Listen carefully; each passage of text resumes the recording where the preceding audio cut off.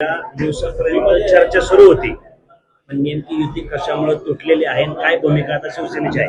आता शिवसेनेने पुणे शहरात जेवढे आमचे इच्छुक उमेदवार ज्यांनी उमेदवारी अर्ज भरला होता त्यांना सगळ्यांना एबी फॉर्म या ठिकाणी देण्यात आलेला आहे। सर्वजण एबी फॉर्म घेऊन गेलेले त्या ठिकाणी आणि फॉर्म भरायला चालू केलेला आहे। आता मला वाटतं 80 ते 90 जागापर्यंत आम्ही त्या ठिकाणी उमेदवारी दिली असते। सर्व जागा काय आव्हान जनतेला करायला या निमित्ताने?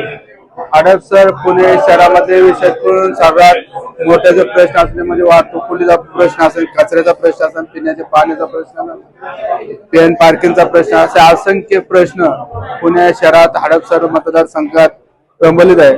ते निश्चितच शिवसेना पक्षाच्या माध्यमातून एक चांगलं विजन घेऊन त्या भागामध्ये कशा पद्धतीने काम करता येईल आणि एक पुणे शहराचं बदलतं शहर ते कसं करता येईल एक चांगलं विजन घेऊन आम्ही सर्व मंडळी